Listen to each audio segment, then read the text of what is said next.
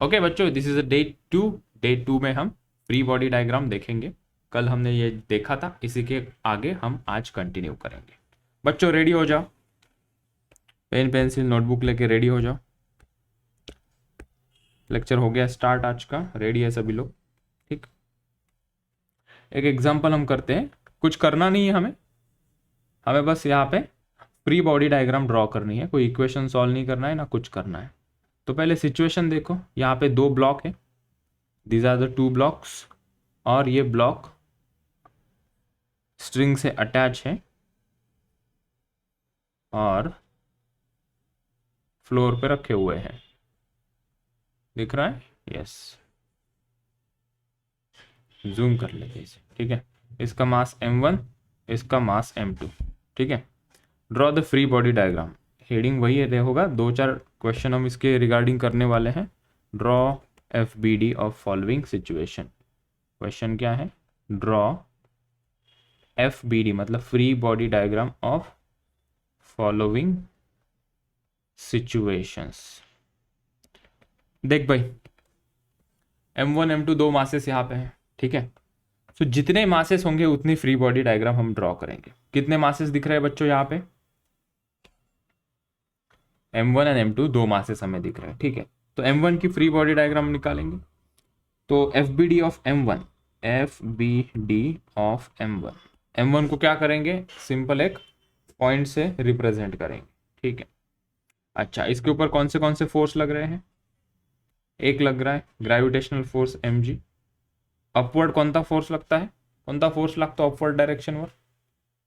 ऊपर पहुंचा देता है वो, नॉर्मल रिएक्शन। ठीक है, और एक फोर्स लग रहा है इसका ऊपर, m1 के ऊपर, tension in the string. Friction नहीं, मान लेते हैं कि ये स्मूथ सरफेस है, हम फ्रिक्शन को नहीं इंट्रोड्यूस करना चाहते। ये सरफेस कैसा है? स्मूथ है, तो फ्रिक्शन नहीं। रस्सी अटैच है, टेंशन इन द स्ट्रिंग। कहाँ लगेगा? लेफ्ट में लगेगा या राइट में लगेगा? फोर्स कहाँ लगेगा? Tension in the string right में लगेगा। Tension in the string capital T will act on the right hand side. ठीक है, तो टेंशन कहाँ लगता है? अभी इस ब्लॉक के लिए हमने देखा, ये रस्सी यहाँ पे है। ठीक है, अवे फ्रॉम द ऑब्जेक्ट, अभी रस्सी इस साइड पे रखी है, इस साइड का अवे फ्रॉम द ऑब्जेक्ट क्या होगा? इधर। तो एरो कहाँ होगा? Away from the m1। ये एरो कैसा होता है? ये टूवर्ड्स द m1 होता है, right. So this is the direction of tension will act on the m1। इसकी FBD निकालते हैं अभी। FBD इधर मान लेते हैं, इसमें टेंशन T1 है, ये दूसरी स्ट्रिंग है, इसके अंदर टेंशन T2 है। FBD ऑफ m2, तो m2 की FBD जब हम निकालेंगे, m2 को सिंपल बिंदी से डिनोट करेंगे। किससे डिनोट करेंगे? बिंदी से डिनोट करेंगे। चलो बताओ बच्चों, यहाँ पे कितना फोर्स लग रहा है इसके ऊपर? कितने फोर्सेस लग रहे हैं?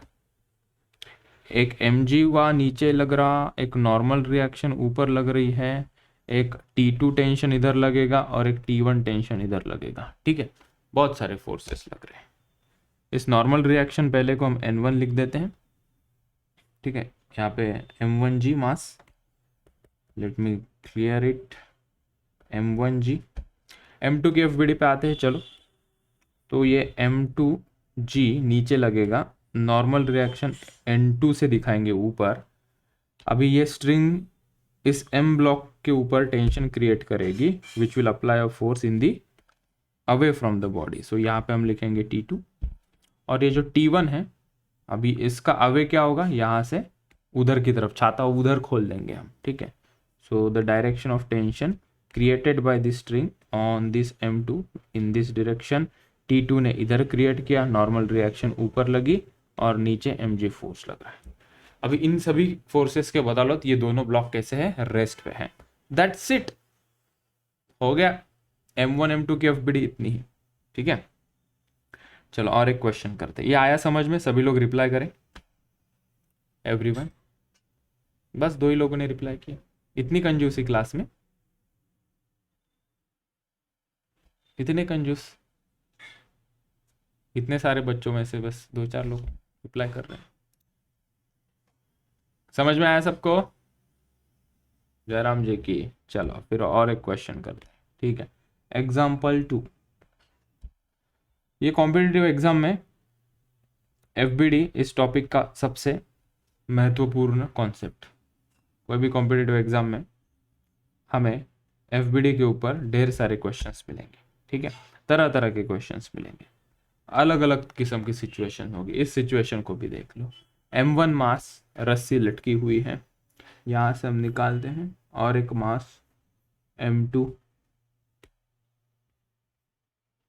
यहाँ पे,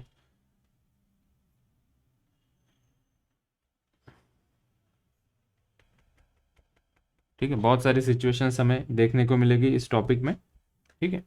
इसके अंदर मान लो टेंशन T1, इस रस्सी का टेंशन T2, इस रस्सी का टेंशन T3, ठीक है। हमें एफबीडी ड्रॉ करनी है।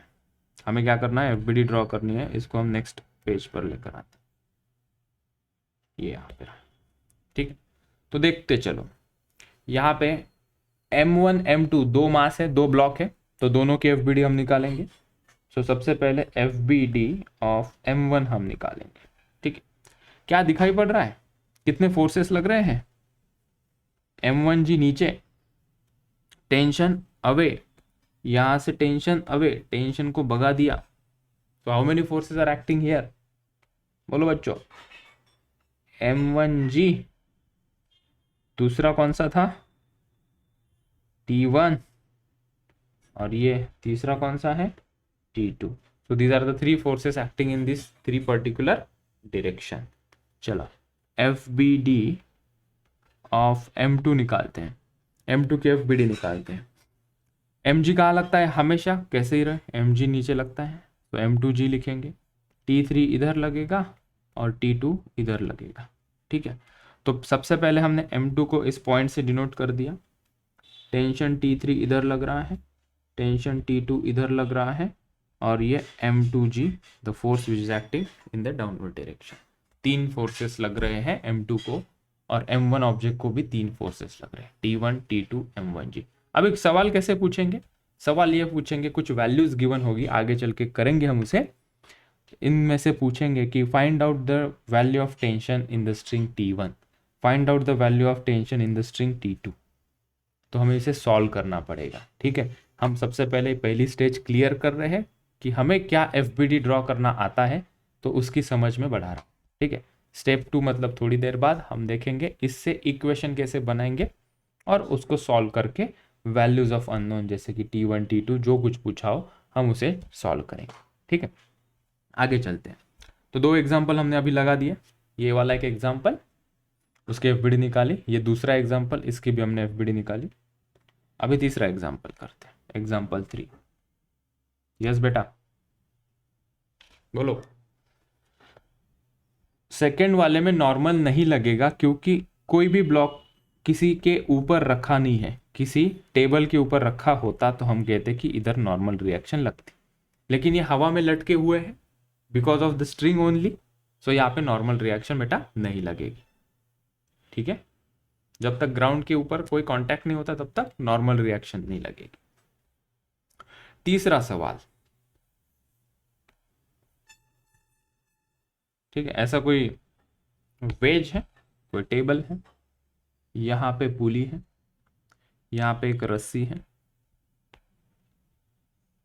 रस्सी से एक ब्लॉक अटैच है, और यहाँ से और एक ब्लॉक अटैच है, ठीक है। मासेस दे देते हैं M1, इसको दे देते हैं M2, ठीक है। ये कोई थीटा एंगल पे है। हमें एफबीडी निकालनी है कि ये पोजीशन में इस M1 ब्लॉक के ऊपर कितने सारे फोर्सेस लगेंगे और इस M2 के ऊपर कितने सारे फोर्सेस लगेंगे, वो फाइंड आउट करना है। कोशिश कर सकते हो क्या, FBD ऑफ M1, ठीक है। यहाँ पे देखो M1 के ऊपर कितने फोर्स लग रहे हैं, एक फोर्स तो कंफर्म है M1G, राइट। नॉर्मल रिएक्शन लगेगा यहाँ पे, ठीक है, इस सरफेस के परपेंडिकुलर नॉर्मल रिएक्शन यहाँ लगेगा, and tension in the string T यहाँ पे। दैट्स इट, चॉकलेट सवाल। सो M1 की एफबीडी हमने निकाली, तो M1 को पॉइंट मास से दिखा दिया, M1G नीचे, नॉर्मल रिएक्शन यहाँ पे, और tension in the string here, तो उसकी तरफ एक एरो बना देते हैं, this is the tension in the string, ठीक है, इसके आगे भी सॉल्व करना होता है, जैसे बार बार कह रहा हूँ मैं, आगे चल के हम इसको सॉल्व करेंगे, लेकिन ये स्टेप में हम एफ कैसे ड्रॉ करते हैं वो जानने की सिर्फ कोशिश कर रहे हैं। चलो फिर एफ ऑफ M2 बताओ, M2 की एफ कैसे दिखेगी, कितने फोर्सेस लगेंगे, ये कांटेक्ट है क्या इसका, इसके साथ कांटेक्ट है क्या, नहीं कांटेक्ट नहीं है। M2G नीचे लगेगा और कौन सा फोर्स लगेगा, टेंशन T ऊपर, दो फोर्स, काम खत्म। सो एफ ऑफ M2 हमने निकाली, M2G नीचे and tension in the string upward, that's it. दो फोर्सेस लग रहे हैं M2 के ऊपर, हमने एफ ड्रॉ कर दी। ठीक है, एक क्वेश्चन देता हूँ होमवर्क के लिए, ठीक है, थोड़ा सा चैलेंजिंग क्वेश्चन है, लेकिन तुम लोग चैलेंज एक्सेप्ट करते हो मुझे पता है। सर हम होमवर्क के क्वेश्चन सॉल्व नहीं करते, हमने अगर नोटबुक भी खोल के देखी तो वो बहुत बड़ी बात है। क्या बोलना अभी बच्चों को, होमवर्क पे क्वेश्चन, फिर हम न्यूटन का पहला लॉ देखेंगे। होमीवर्की सो होमीवर्की में एक क्वेश्चन है, ए बड़ा सा छोटा भीम का लड्डू पियर, ठीक है, ये यहाँ पे, और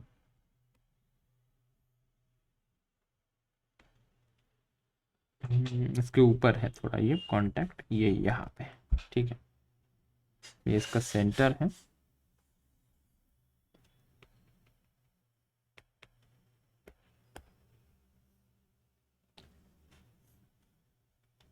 ये एंगल 37 डिग्री बना रहा है, और ये एज यहाँ से 53 डिग्री का एंगल फॉर्म कर रहा है। इस सेंटर से ये जो डिस्टेंस है ये है 3 मीटर, और ये यहाँ से ये डिस्टेंस गिवन है 1 मीटर, ठीक है, और इस डायग्राम को हमने बड़ा कर दिया।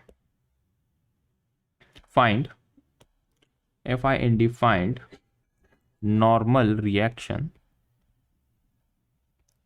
नॉर्मल रिएक्शन ये A है और ये B है, एट A एंड B, ठीक है, नॉर्मल रिएक्शन हमने फाइंड आउट करनी, इसका मास M ले लो, ठीक है, this is the question, little bit challenging at this moment.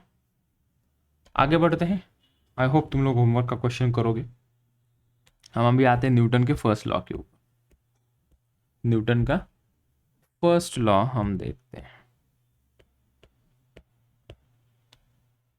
ठीक है, एफबीडी के बाद हेडिंग लगा बच्चों, बढ़िया सा प्यारा सा हेडिंग लगाएंगे हम, न्यूटन्स लॉ ऑफ मोशन,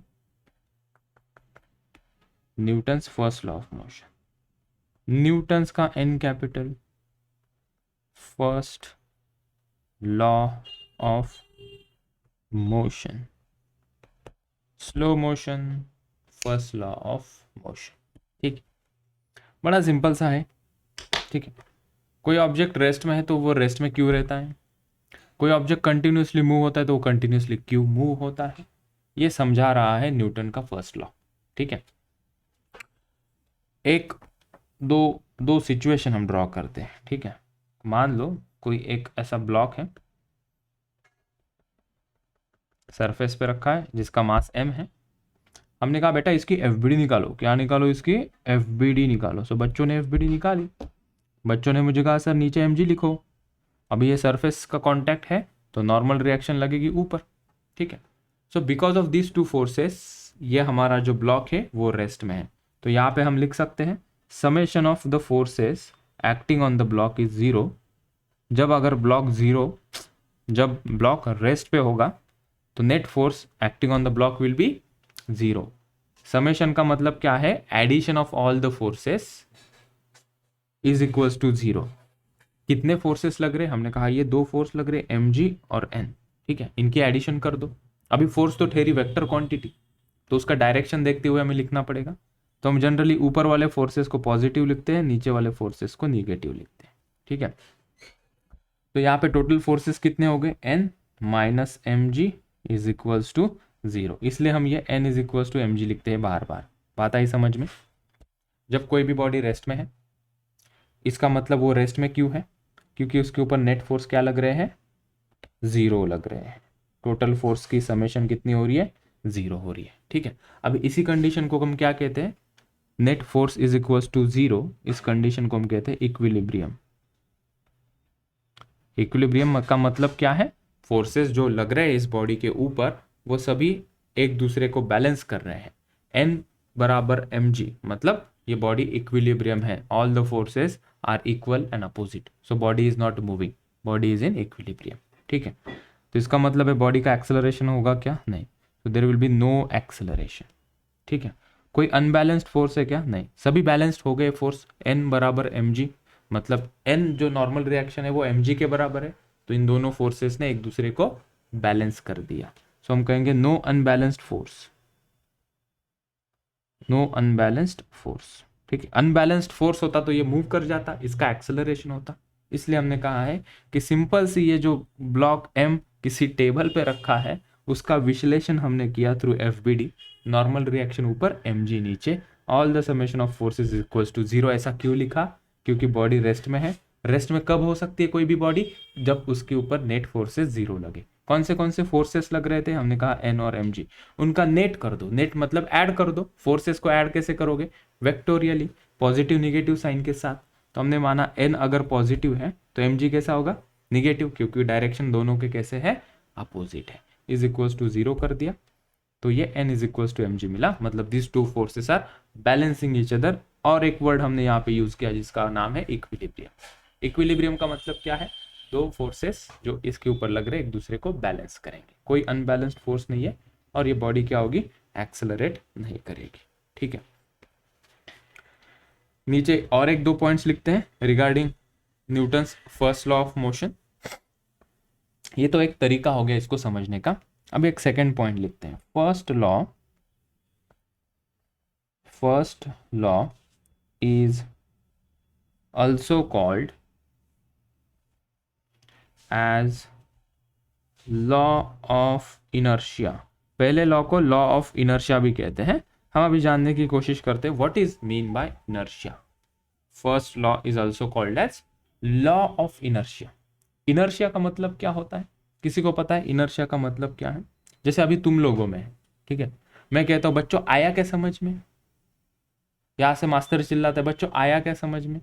वहां से 2-3 बच्चे रिस्पॉन्ड करते हैं कि यस सर आया समझ में। उनका इनर्शिया कम है। जो रिप्लाई नहीं करते उनका इनर्शिया बहुत ज्यादा, ऐसे बैठे रहेंगे क्लास में, पूरी क्लास भर उनकी शक्ल ऐसे रहेंगी।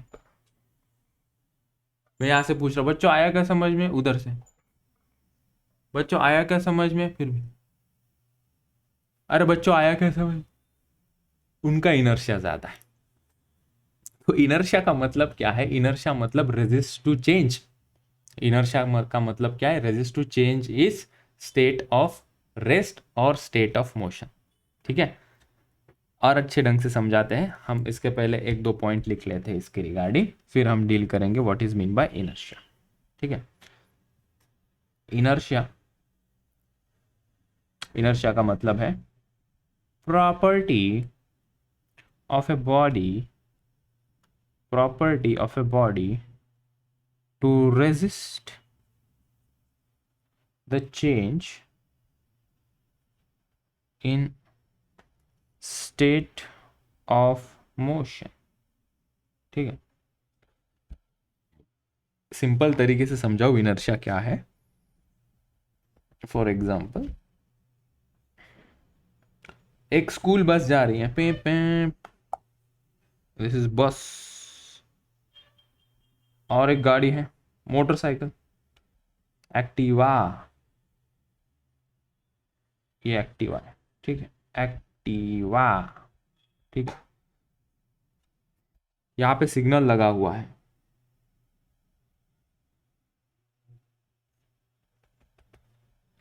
यहाँ पे क्या लगा हुआ है? Signal, traffic signal. ओके, दोनों की रफ्तार है 50 मीटर पर सेकेंड।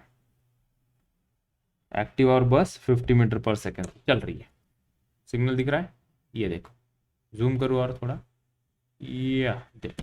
ठीक है, अरे बेटवा बताओ, अभी जैसे ही सिग्नल रेड हुआ इन दोनों ने ब्रेक दबाया, इन दोनों ने ब्रेक दबाया, ठीक है, यहाँ पे रेड लगा, तब इनकी स्पीड थी 50 मीटर पर सेकेंड। जैसे ही ब्रेक दबाएगा, सिंपल सा सवाल है, मुझे बताओ कौन जल्दी रुकेगा? बस और एक्टिवा दोनों ने सेम टाइम पे ब्रेक दबाया, कौन जल्दी रुकेगा? Activa will stop earlier, can we say here? यहाँ पे कंक्लूजन क्या हुआ? यहाँ पे रेड सिग्नल लगा, यहाँ पे भी रेड सिग्नल लगा, एक्टिवा विल स्टॉप अर्लियर। ऐसा क्यों हुआ? किस सेंस से तुमने कहा कि एक्टिवा जल्दी रुकेगी?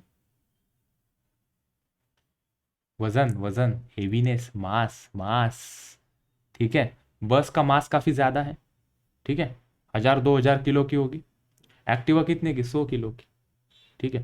तो जिसका मास ज्यादा है, पॉइंट को पकड़ो अभी, जिसका मास ज्यादा है, ठीक है, वो अपना पोजीशन या सिचुएशन चेंज करने में रेजिस्ट ज्यादा करेगा।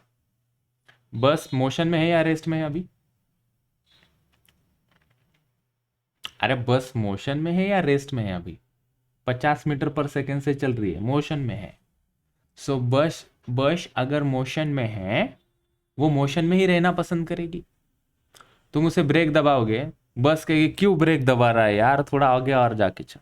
इसका वो इनर्शिया है। सो जितना ज्यादा मास होगा, जितना ज्यादा मास होगा उतना ज्यादा इनर्शिया होगा, ठीक है।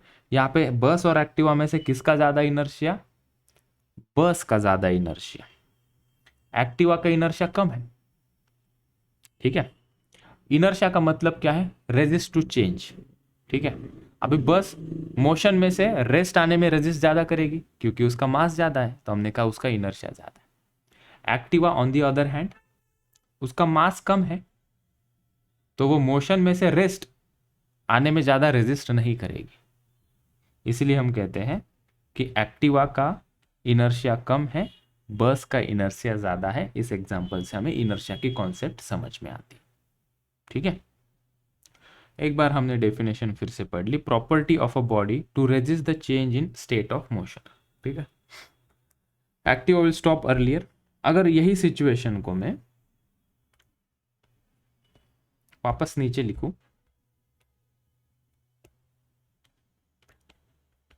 अब ये रुक गए दोनों, इनकी वेलोसिटी 0 है, दोनों की वेलोसिटी इनिशियली 0, ग्रीन सिग्नल लगा, स्टार्टिंग में कौन आगे चला जाएगा जल्दी?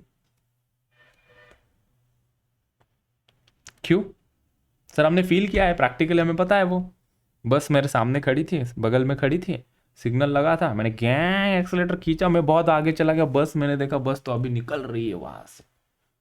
तो बस बीइंग अ हेवियर, अभी फिलहाल वो रेस्ट में है, रेस्ट से मोशन में आने में उसे समय लगेगा क्योंकि उसका इनर्शिया ज्यादा है।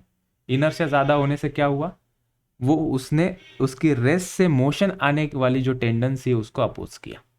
एक्टिवा का मास कम है, एक्टिवा का मास कम होने के कारण एक्टिवा रेस्ट से मोशन आने में इतना ज्यादा रेजिस्ट नहीं करेगी।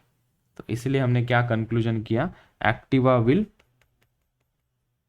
Run first after green signal on, ठीक है। अच्छा, सो बात की एक बात क्या है, जो मास हेवी है उसको रेस्ट से मोशन में लाने में बहुत दिक्कत जाएगी, जो मास लाइटर है उसको रेस्ट से मोशन में लाने में आसानी जाएगी। उसका अपोजिट भी बोल सकते हैं कि अगर हेवी और लाइटर बॉडी मोशन में है और दोनों ने ब्रेक दबाया तो लाइटर बॉडी जल्दी रुक जाएगी, heavier body will take more time to come to the rest. तो ये इनर्शिया एक इंटीग्रल प्रॉपर्टी होगी।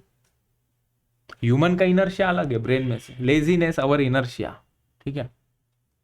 यहां पे इन फिजिक्स की टर्म में मास गवर्न्स द इनर्शिया, जितना ज्यादा मास उतना ज्यादा इनर्शिया। डेफिनेशन को एक बार पकड़ते हैं और उसको जय जय महाराष्ट्र कर देते। Inertia property of a body to resist the change in state of motion, ठीक है। ये हमने यहाँ पे लिखा। एक लास्ट पॉइंट हम इनर्शिया के बारे में यहाँ पे लिखते हैं। इनर्शिया के बारे में एक लास्ट पॉइंट, इनर्शिया इज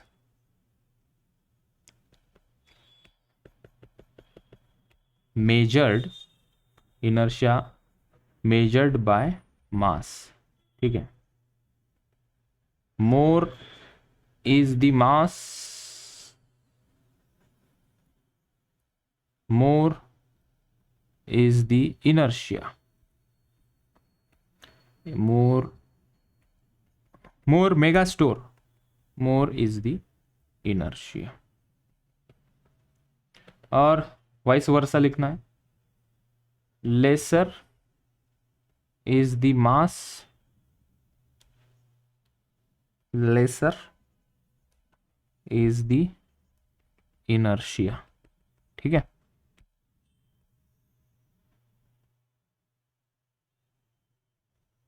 इसलिए जो स्कूटी चलाते हैं उनको बुलेट दो चलाने में, वो कहेंगे यार कितनी हैवी गाड़ी है। सो बुलेट हैवी है तो चलाने में दिक्कत वाली बात है, तुम ऐसे भगा नहीं सकते। जैसे एक्टिवा बच्चे घुमाते हैं ना, सप सप सप सप सप गली गलियों में से, बुलेट भी वैसे घुमाने लगोगे तो गिर जाओगे। बहुत ज़्यादा स्पीड में बुलेट का ब्रेक दबाओ, इसलिए तो एक्सीडेंट होता है। तो जो कभी एक्टिवा से डायरेक्टली बुलेट चलाता है ना, उनको बोलना कि यार भैया संभल के रहे, बुलेट का मास ज़्यादा है, सिग्नल लगा हुआ है, एक्टिवा जल्दी रुक जाती है। उनको आदत रहती है, होता है बहुत बच्चों के साथ ऐसे, एक्टिवा से सीधा पप्पा बुलेट लेके देते हैं उनको, बुलेट चलाते दुगु दुगु दुगु दुगु दुगु 70-80 के स्पीड पे। उनको आदत होती है कि हाँ इधर सिग्नल है ना, इधर आने के बाद अपन ब्रेक लगाना स्टार्ट कर देंगे, एक्टिवा रुक जाती है। लेकिन वही बुलेट लेके आते, वही आदत से मजबूर यहाँ से ब्रेक लगाना स्टार्ट कर जाते हैं, सिग्नल क्रॉस करके आगे गाड़ी को ठोक देते हैं। सो बुलेट का मास ज़्यादा है, रोकने में डिफिकल्टी, भले दोनों की स्पीड सेम है। एक्टिवा और बुलेट दोनों 80 किलोमीटर/आवर की स्पीड से जाएंगे तो एक्टिवा पहले रुकेगी, बुलेट को ज़्यादा टाइम लगेगा रुक, ठीक है। ये इनर्शिया है, ये न्यूटन साहब ने बताया था फर्स्ट लॉ, ठीक है। चलो, तो वो बचपन की डेफिनेशन लिखने में हमें कोई इंटरेस्ट नहीं है फर्स्ट लॉ की, ठीक है। हमें इस फर्स्ट लॉ से क्या क्वेश्चन पूछेंगे उसके ऊपर मतलब है। किस प्रकार से क्वेश्चन आएंगे फर्स्ट लॉ के, अभी वो हम देख लेते हैं। एक बार हम इसको समराइज कर ले, क्या पढ़ा था फर्स्ट लॉ के अंदर। बॉडी रेस्ट में है तो रेस्ट में ही रहेगी जब तक कोई अनबैलेंस्ड फोर्स हम ना लगा दे। तो रेस्ट में, तो रेस्ट में ही क्यों रहेगी, क्योंकि उसके ऊपर जो फोर्सेस लग रहे हैं वो एक दूसरे को बैलेंस कर रहे हैं, ठीक है। और एक दूसरी बात हमने यहाँ पे की, इनर्शिया बॉडी के मोशन को, change in state of motion को रेजिस्ट करने वाली है। बस और एक्टिवा के एग्जांपल से समझाया मैंने। More is the mass, more is the inertia and it will be difficult to stop the body. On the other hand, lighter is the body, lesser is the inertia, easy to stop the body. And same goes when you run the body. Rest में रुकी हुए तो motion में आना easy होगा lighter body के लिए, heavier body के लिए रोकना भी आसान, चलाना भी आसान, ठीक है। तुम्हें एक एक्सपीरियंस क्या है कि किताबों में एक एग्जाम्पल होता है, ठीक है। हम बस में बैठे हुए हैं, ठीक है। एक लास्ट एग्जाम्पल हम इनर्शिया का कर लेते हैं, मतलब ताकि कोई भी किताब पढ़ो उसके अंदर ये एग्जाम्पल होता है, तुम लोग उसे समझ पाओगे, ठीक है। हम बस में हैं, पैर दिखाना है मुझे, ये पैर, ठीक है, ये मेरे हाथ और ये मुंह। Person is inside the bus, ठीक है। बस चल रही है, बस ने अगर ब्रेक लगाया तो हम आगे जाते हैं पीछे जाते,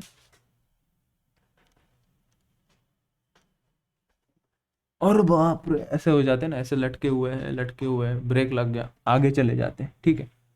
तो हमारा ये वाला पोर्शन है ना, ये वाला पोर्शन, ठीक है, ये ग्राउंड से, ये ग्राउंडेड है, ठीक है। कमर के ऊपर वाला पोर्शन ही आगे झुकता है, देखो कभी भी देखना, क्योंकि यहां से ऊपर वाले पोर्शन में कोई ग्रिप नहीं है।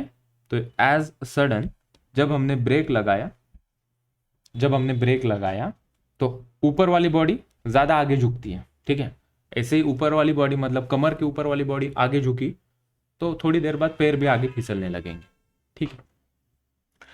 तो बॉडी को लगता है कि बॉडी की वो कंटिन्यूस मोशन में है, ब्रेक लगाया, all of sudden because of inertia हम आगे झुकते हैं।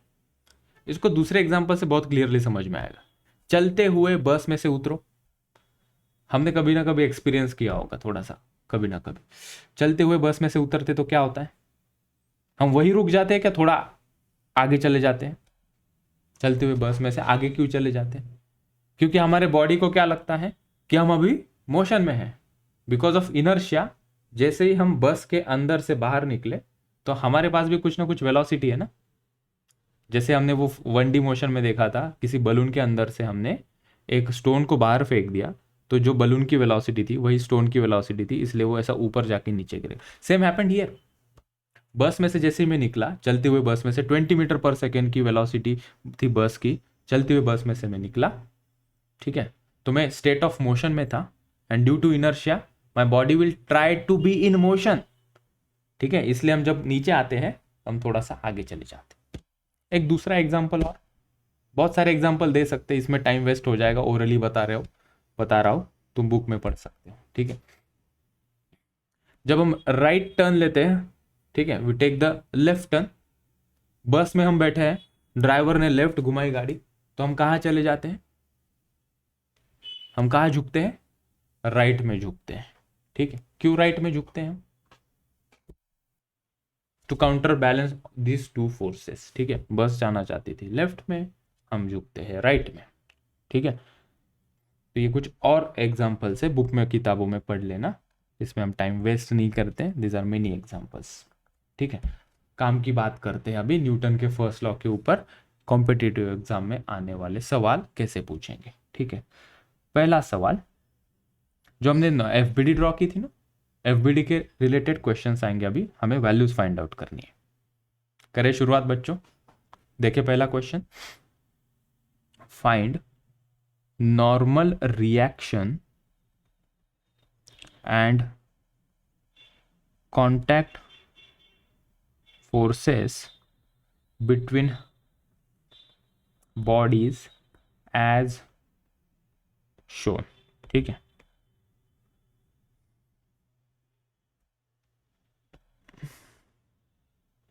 दो ब्लॉक है,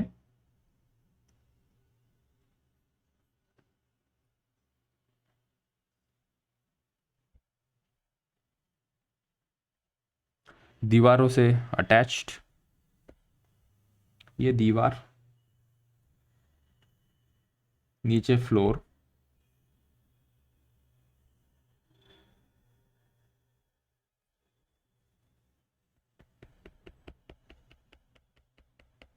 ठीक है। एक बॉडी है जिसका मास गिवन है 10 kg, दूसरे का मास गिवन है 20 kg, ठीक है। और इसको हम पुश कर रहे हैं, हम अप्लाई कर रहे हैं इसको 100 न्यूटन फोर्स, ठीक है। इसको हम 100 न्यूटन फोर्स अप्लाई कर रहे हैं। देखना बहुत बढ़िया क्वेश्चन है, इसी के आधारित क्वेश्चंस आगे मिलेंगे। हमें क्या करना है, हमें दो आंसर निकालें, नॉर्मल रिएक्शन और contact force between the bodies हमें फाइंड आउट करना है, ठीक है। कि 10 kg के ऊपर कितना नॉर्मल रिएक्शन लग रहा है और 20 kg के ऊपर कितना नॉर्मल रिएक्शन लग रहा है, ये हमें फाइंड आउट करना है, ठीक है। एफबीडी का कॉन्सेप्ट हमें पता है। पहली स्टेप में हम क्या करेंगे, यहाँ पे दो मासेस हमें दिख रहे हैं, 10 kg एंड 20 kg। सबसे पहले हम एफबीडी ड्रॉ करेंगे, एफबीडी ऑफ 10 kg। 10 kg की एफबीडी, तो 10 kg को हमने पॉइंट से दिखाया,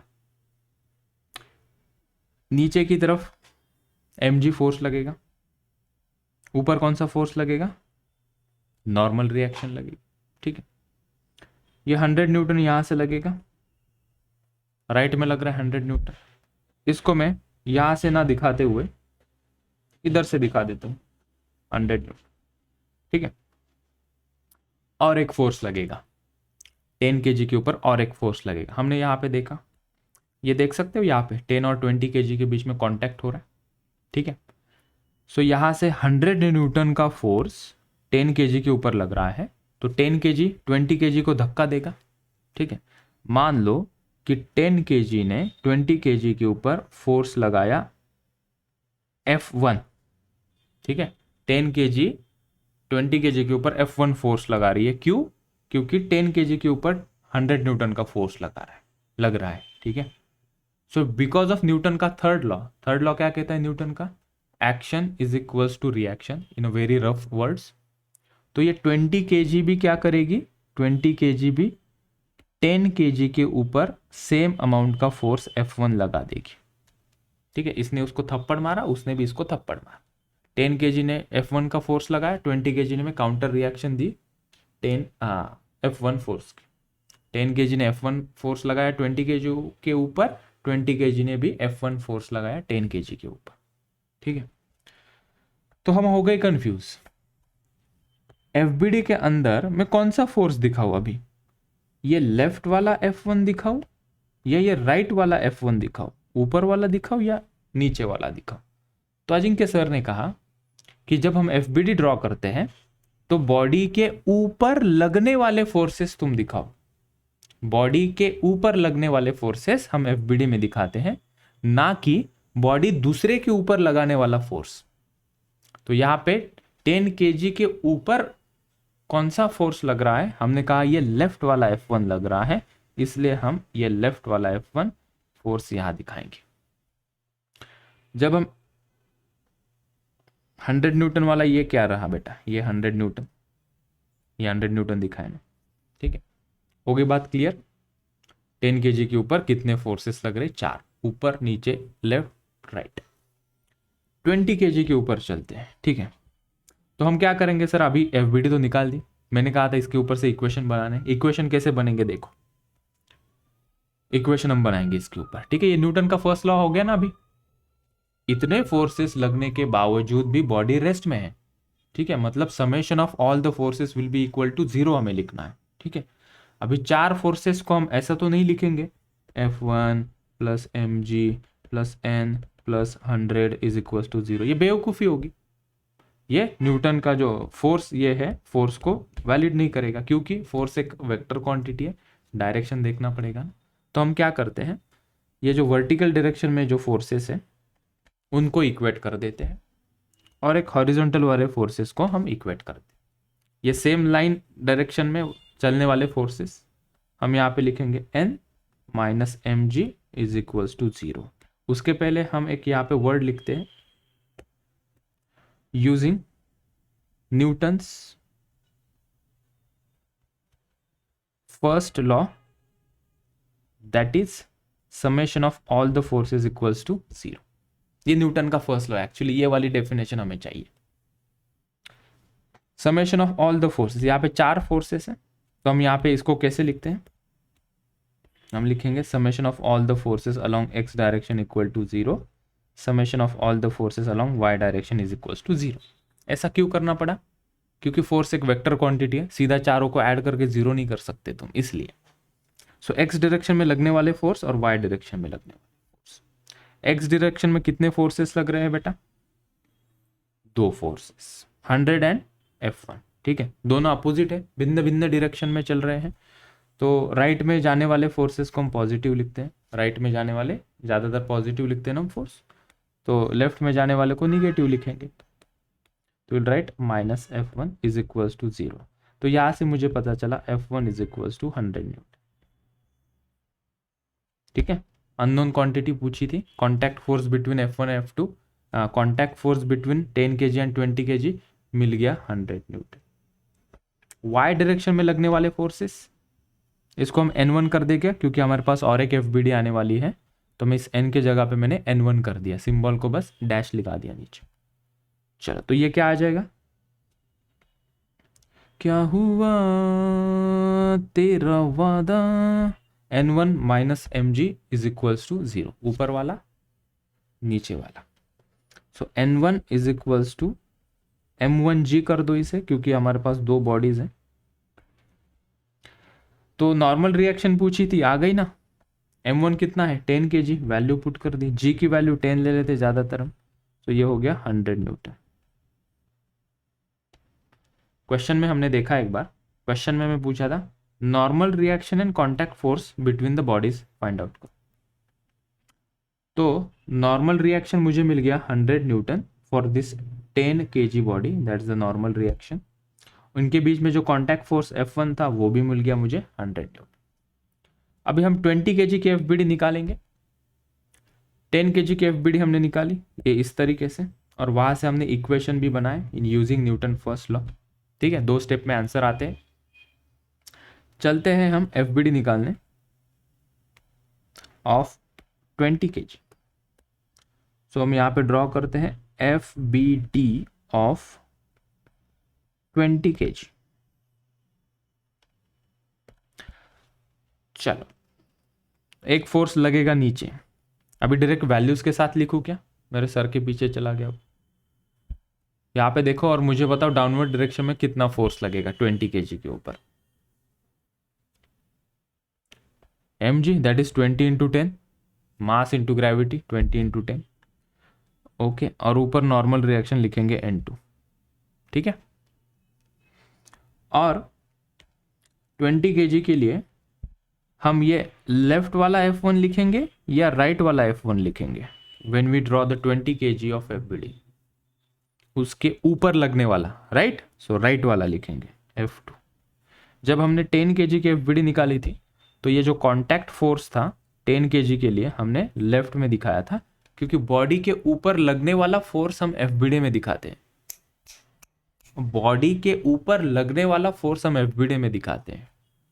तो जब मैंने 20 kg की FBD निकाली तो 20 kg के ऊपर लगने वाला फोर्स था राइट वाला F1, वो हमने यहाँ पे दिखाया। और एक फोर्स लगेगा यहाँ पे। इन तीनों के अलावा 20 kg की FBD में और एक फोर्स लगेगा। नॉर्मल तो दिखा दिया ना हमने ऊपर N2। ये दीवार के साथ भी तो इसका कांटेक्ट है, इस दीवार के साथ भी तो इसका कांटेक्ट है, तो ये दीवार भी इसको पुश करेगी, ये भी दीवार को पुश करेगा। बन रही है कॉन्सेप्ट? देखो 20 kg, अभी इस 100 न्यूटन ने 10 kg को पुश किया, 10 kg ने 20 को पुश किया, 20 kg दीवार को पुश करेगी। सो लेट्स से 20 kg ने दीवार को पुश किया with a force let's say F2, तो दीवार भी उसको थप्पड़ मारेगी, मतलब दीवार भी उसको फोर्स लगाएगी with the same magnitude F2। ठीक है, तो हम कौन सी FBD निकाल रहे हैं? दीवार की FBD निकाल रहे हैं क्या? नहीं, हम 20 kg की FBD निकाल रहे हैं। सो 20 kg की FBD हम जब निकाल रहे हैं, F2 क्यों लिखा रहे? मैंने यहाँ पे F1 लिखना था ना, ये F1। ठीक है, ये F1 या अब ये कौन सा F2 लेना सही होगा? ये राइट वाला F2 या लेफ्ट वाला F2? इस 20 kg के FBD के अंदर लेफ्ट वाला F2 हम लेंगे। तो लेफ्ट में हमने लिखा F2। क्यों सर लेफ्ट वाला F2? क्योंकि 20 kg के ऊपर दीवार ने कितना फोर्स लगाया? हमने कहा F2, और किस दिशा में? इस दिशा में। ऊपर का एरो क्या डिनोट कर रहा था? 20 kg दीवार के ऊपर लगा रहा था। तो ये वाला फोर्स किसके लिए दिखाते? जब हम दीवार की FBD निकालते तब हम वो ऊपर वाला F2 दिखाते।